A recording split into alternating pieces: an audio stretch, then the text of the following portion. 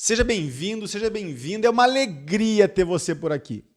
Esse é o 12º episódio da linha editorial chamada Vivendo de Recuperações Judiciais. Uma linha editorial que tem o propósito de colocar você na linha de frente do mercado de recuperações judiciais. Seja atuando na assessoria a empresas em uma situação de dificuldade, atuando na assessoria a credores ou mesmo auxiliando o Poder Judiciário na figura do administrador judicial. E dizendo isso, eu quero lhe dizer que se você é advogado, economista, administrador ou mesmo contador, acompanhe esse programa porque eu quero produzir o caminho que vai lhe colocar dentro do mercado de recuperações judiciais. Eu sou Marcelo Andreatta, advogado, professor universitário, licenciado e criador desse canal que divide com você conteúdos importantes de direito empresarial, sobretudo do tema recuperação judicial.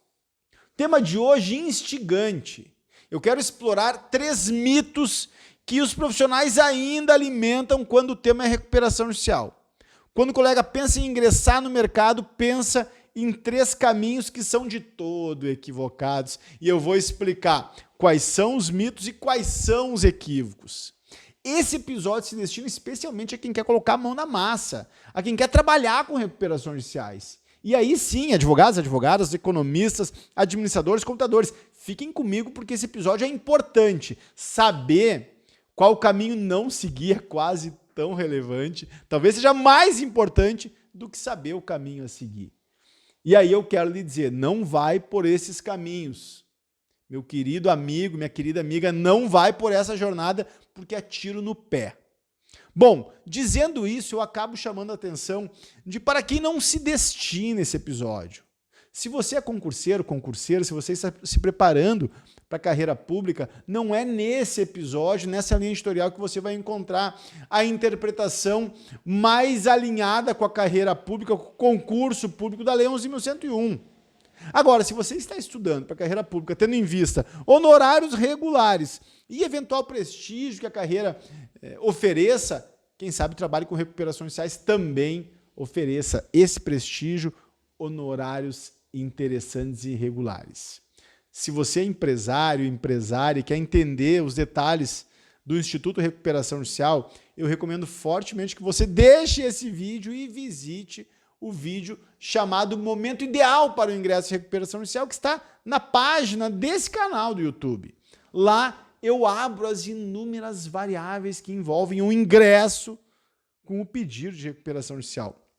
E esse episódio talvez não lhe ajude muito, tá bem? Então, feito essas premissas abertas às questões iniciais, vamos aos 3 mitos a respeito do ingresso no mercado de recuperação judicial. Meu querido colega, por que eu produzo todo esse conteúdo? Eu produzo todo esse conteúdo porque eu quero que você trabalhe com recuperações judiciais. Quando eu chamo o programa de Vivendo de Recuperações Judiciais, você tem que ler os detalhes, fazer uma interpretação, vivendo e não sobrevivendo. Vivendo bem, sendo muito bem remunerado para assessorar empresas em crise, para assessorar credores ou mesmo auxiliar o Poder Judiciário. Sabe que num dos episódios anteriores eu estava explorando honorários de R$250 mil do administrador judicial e depois assistindo o episódio eu me dei conta que eu tratei honorários de R$250 mil como se fossem honorários baixos. Detalhe, R$250 mil que seguramente o administrador judicial receberia. Porque o administrador judicial de uma recuperação judicial tem esses honorários arbitrados que ele vai receber na recuperação judicial e vai receber se a recuperação judicial não tiver sucesso. E se não tiver sucesso, em eventual falência, ele vai habilitar como crédito extra-concursal. Então, eu me dei conta, gravando um dos episódios anteriores, que eu estava tratando R$250 mil de honorários como se fossem honorários insignificantes. Agora, pausa e pensa outros processos. Pensa outras atuações, outras demandas. Qual é o processo que tem R$250 mil de honorários e que você julga baixo? Qual é o processo em que você tem garantido R$250 mil? Porque no vídeo que eu estava gravando, R$250 mil era algo que era impossível o administrador judicial não receber. Em qual lugar do mundo que R$250 mil são honorários insignificantes? Pois é, foi assim que eu estava abordando no vídeo anterior, para você entender do quanto nós estamos falando. Mas, fechado parêntese, venha comigo e vamos para os 3 mitos. A minha ideia é que você seja muito bem remunerado para trabalhar com recuperação judicial, por isso essa linha editorial. Primeiro mito que você talvez alimente, que eu ouço muito entre colegas que pretendem começar a trabalhar com recuperação judicial. Marcelo, eu vou ingressar na comissão de recuperação judicial da Ordem. Marcelo, eu vou ingressar nos eventos relativos a estratégias de soerguimento. Marcelo, eu vou participar de fóruns em que os advogados discutem, os advogados que trabalham com recuperações judiciais estão, que se eu estiver nesses espaços, eu vou trabalhar com recuperação judicial. Um exemplo, Marcelo, eu vou me deslocar a Brasília para participar do primeiro congresso do Fórum Nacional de Recuperação Empresarial de Falências, o FONAREF, que aconteceu no dia 8 de março desse ano 2023. Então, eu vou investir e vou me deslocar até o evento, porque se eu estiver no circuito de advogados, de administradores judiciais, de juízes que navegam nesse mar, eu vou praticamente ingressar nesse mar. Isso é um equívoco. E eu quero lhe falar com muita clareza, olhando no seu olho. O seu cliente não está preocupado com esse tipo de participação. O seu cliente sequer sabe que você está fazendo isso. E você fazer isso não vai mudar nada na cabeça do seu cliente, porque o seu cliente não se interessa por esses fóruns. O seu cliente não está ocupado, sequer tem ciência da existência desses fóruns. Esses fóruns são importantes? Talvez sejam. Esses fóruns dizem respeito a espaços de sociabilidade legais? Sim, ok. Mas, do ponto de vista de ingresso no mercado, eles agregam 0. Portanto, é um mito acreditar que participando de uma comissão da Ordem dos Advogados do Brasil, participando de um evento ou regularmente integrando eventos a respeito de recuperação judicial, eu vou ingressar nesse mercado. Não vai. Não é por esse caminho. O seu cliente não está sequer ciente da existência desses espaços e você vai investir tempo, energia, talvez algum recurso em algo que não vai lhe trazer clientes. Tá bem? Coloque isso na sua cabeça. O que vai lhe trazer clientes são outros caminhos, outras estratégias que eu abordo, inclusive, em outros vídeos, mas não esse. E participar desses espaços achando que por meio disso vai alcançar cliente é, no mínimo, uma ingenuidade e é, na verdade, um grande equívoco. No mesmo sentido de mito, de equívoco, de ilusão, está a ideia de que, bom, como eu quero trabalhar com recuperações judiciais, nada melhor do que fazer uma pós-graduação. Meu querido colega, há 20 anos, talvez essa ideia surtisse algum efeito ou tivesse alguma lógica. Então, eu quero trabalhar com recuperação judicial, vou fazer uma especialização. Hoje, não mais. Hoje, o seu potencial cliente não está preocupado com a sua titulação. Hoje, pós-graduação, seja stricto sensu ou lato sensu, seja uma especialização, seja um mestrado ou um doutorado, essa titulação não vai fazer com que o seu cliente feche o contrato com você. Eu conheço muitos professores universitários com mestrado, com doutorado, que nunca fizeram uma recuperação judicial, que não conhecem o procedimento na prática, no dia a dia. Agora, o seu cliente não vai fechar o contrato com você ou deixar de fechar o contrato com você em razão de uma titulação acadêmica. E essa crença equivocada, ela reside em um fundamento que talvez já esteja acabando, inclusive, dentre os advogados, uma crença limitante que ainda existe, existia muito forte, hoje existe menos. A crença de que um pós-graduação confere autoridade a quem o frequentou. Então, o sujeito que fez uma especialização em recuperação judicial é autoridade no assunto. É essa crença equivocada de que eu estou criticando. Essa crença não é real. Um sujeito pode fazer mestrado em recuperação judicial, que eu lhe digo com toda tranquilidade. Muitos colegas que não fizeram sequer uma especialização sabem mais do processo, são mais confiáveis, são mais qualificados para promover o processo de recuperação judicial do que o mestre ou aspas o doutor. Porque a autoridade hoje não reside mais na titulação. A autoridade hoje tem a sua afirmação nos resultados concretos. E eu vou lhe dar um exemplo para ficar muito simples. Imagine que você é um empresário em crise. Você, um empresário em dificuldades, precisa de uma assessoria para repactuar os seus compromissos. Você vai contratar um sujeito que nos últimos 8 ou 10 anos teve uma vida acadêmica, teve uma faculdade, uma especialização, um mestrado e é professor universitário, ou você vai contratar o advogado que nos últimos 10 anos promoveu 5, 6, 7, 15 recuperações judiciais. Qual será o profissional de sua confiança? Será o profissional que fez um doutorado em recuperação judicial ou o profissional que já aprovou 5, 6, 10 planos de recuperação judicial?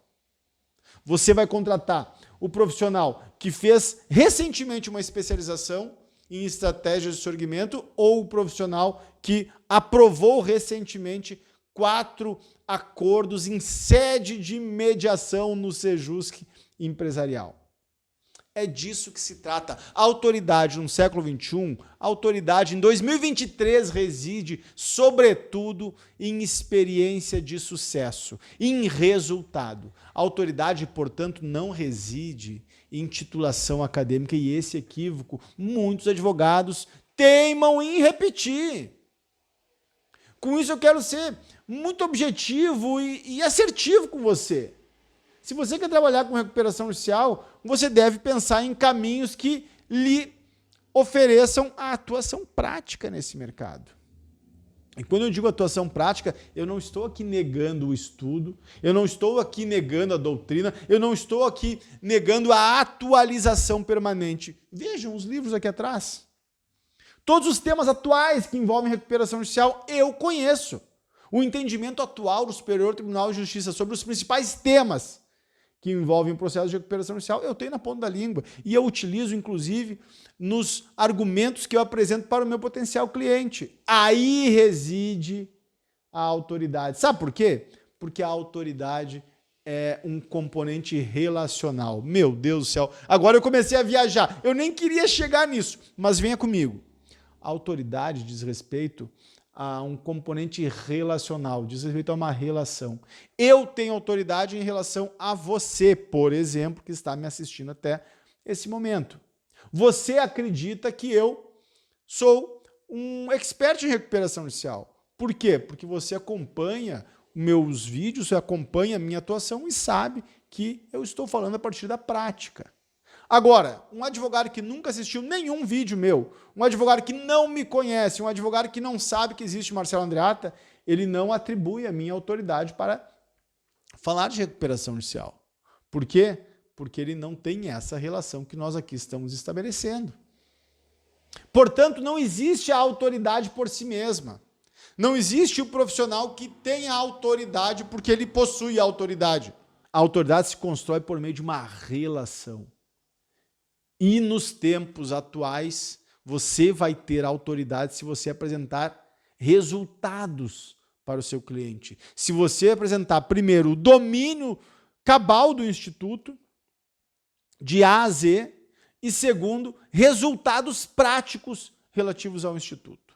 O seu cliente simplesmente não está preocupado com a sua titulação em relação ao Instituto por uma razão muito simples. O seu cliente sabe que você é advogado. O seu cliente sabe que você é contador, que você é economista, que você é administrador. Ele sabe disso. Você já tem a titulação. Do ponto de vista acadêmico, você já é legitimado a se apresentar como um expert no assunto. Portanto, a autoridade vai residir em outro lugar que não a titulação acadêmica. A autoridade vai residir, sobretudo, na sua atuação prática e nos resultados que você alcançou por meio dessa atuação prática. Tá bem? E aí nós vamos para o terceiro mito. Qual é o terceiro mito, Marcelo? O terceiro mito sobre recuperação judicial e que eu ouço cotidianamente é o seguinte: Marcelo, é legal trabalhar com recuperação judicial, mas não existem tantos clientes para se promover recuperação judicial.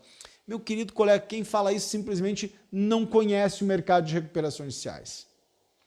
Visite os escritórios de referência Rio, São Paulo, região sul, e você verá o equívoco.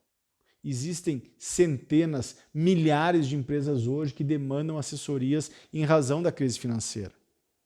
O número do UOL é emblemático. Eu gravo esse vídeo em junho de 2023. 6,3 milhões de empresas estão inadimplentes, estão endividadas, precisam de uma assessoria.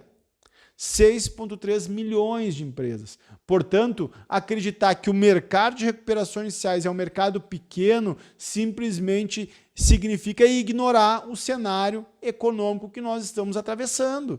O cenário no qual 6,3 milhões de empresas estão endividadas.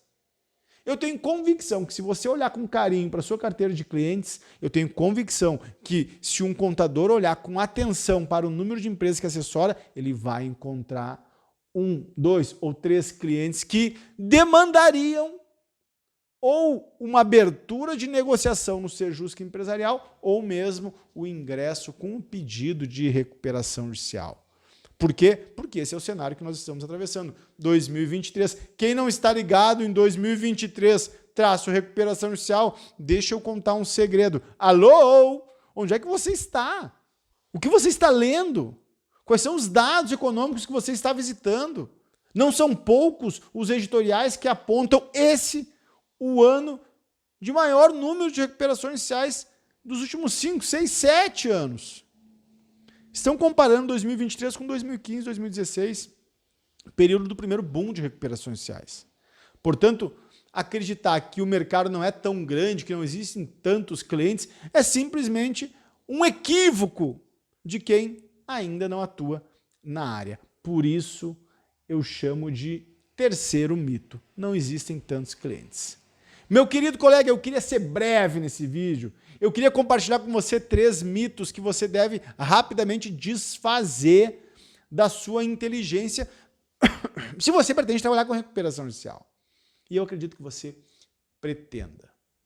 Então, acompanhe essa linha editorial que, em seguida, nos próximos vídeos, eu vou aprofundar estratégias práticas para o ingresso nesse mercado. Agora sim, você não vai trabalhar com recuperação judicial ingressando em uma pós-graduação.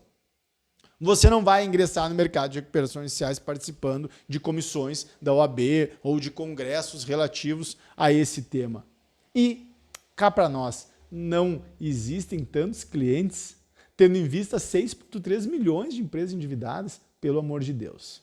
Enfrentando esses 3 mitos, nós limpamos o terreno para construir estratégias práticas para o ingresso nesse mercado. Isso nós faremos nos próximos vídeos. Espero que você tenha gostado. Se você gostou desse vídeo, inscreva-se nesse canal, curta ou me envie sugestões de temas que vai ser um prazer conversar com você na parte de baixo desse vídeo. Grande abraço e em frente.